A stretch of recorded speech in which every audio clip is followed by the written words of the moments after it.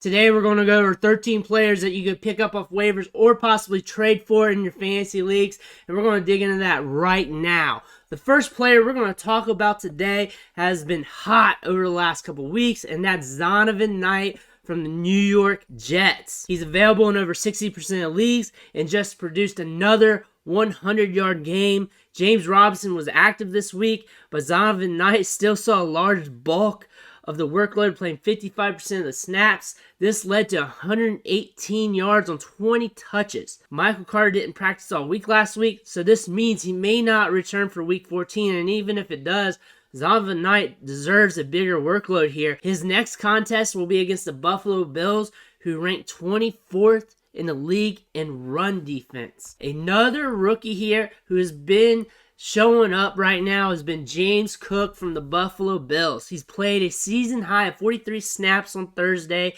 In week 13, he had 105 yards, 20 touches, and 16.5 fantasy points.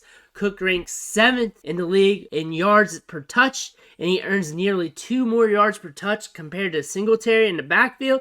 And the Bills' rush offense ranks 4th in the NFL. He's a guy you're going to have to think about picking up. Moving over to the wide receiver position, we have a guy that we need to take a hard look at, and that's DJ Chark of the Detroit Lions. He played 84.2% of the snaps last week and saw 6 targets. Also had 108 air yards. He is a deep threat who gets those deep targets. So if you connect on 1 or 2 of those on any game, you could have a big week. Great for DFS. Last week, he scored 14.8 PPR fantasy points. He is an upside flyer that will give you very low weeks and also give you very high scoring weeks as well. He's a guy to look at on the waiver wire. Speaking of the Detroit Lions and speaking of the waiver wire, if Jameson Williams is there, he should be rostered as a speculation.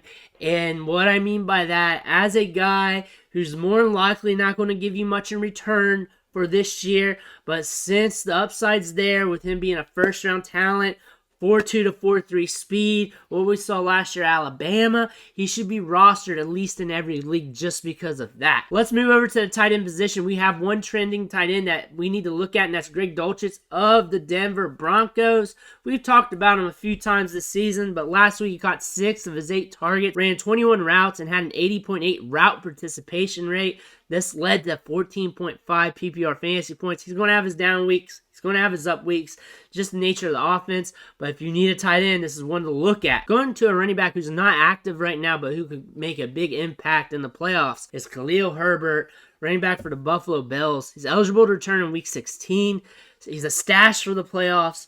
Ranks 4th in yards per touch and 10th in broken tackles. Plays the Bills, who has the 25th ranked run defense in week 16. And in week 17, plays the Detroit Lions. Good opportunity here if he's getting touches in those weeks. Here's another running back to look at. He just came back last week, and that's Mike Boone of the Denver Broncos. He played 23% of the snaps in his return in week 13.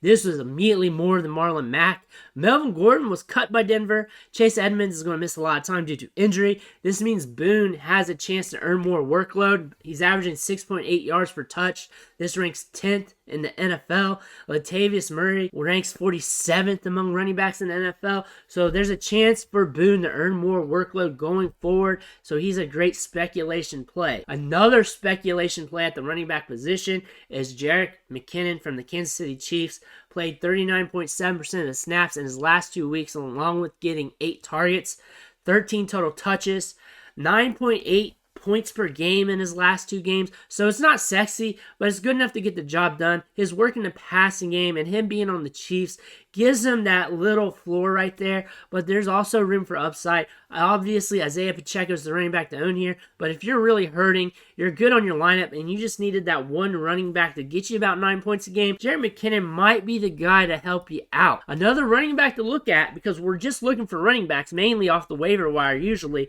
is Joshua Kelly of the Chargers. He returned from injury week 12, saw 22% of the snaps, but this improved in week 13. Kelly saw a season high of 41% of the snap share. He was the only running back to see snaps behind Austin Eckler. This means he's the handcuff to have in LA. The Chargers running back schedule is rough going forward, but we were chasing touches. Something happens to Eckler, then you're going to want Kelly, so you might as well have him stashed now. Another running back to look at due to injuries is Travis Homer. Kenneth Walker came out last week with an injury.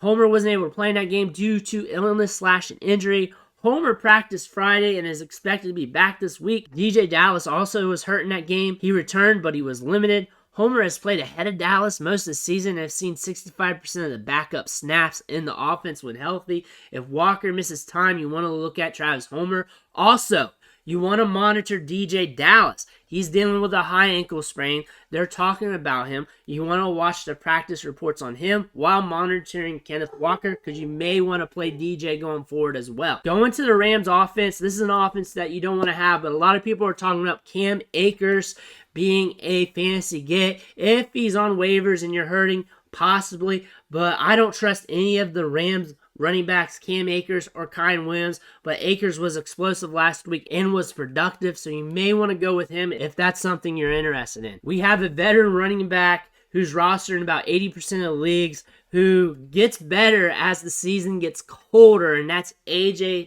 Dillon. So he's really eating up right now. Since week 11, he saw a 54% snap share, a 43.5 opportunity share while seeing 39 touches, 230 scrimmage yards, and 14 fantasy points per game. It's been a rough season for him overall, but he has been productive in his last 2 games, so he is trending up.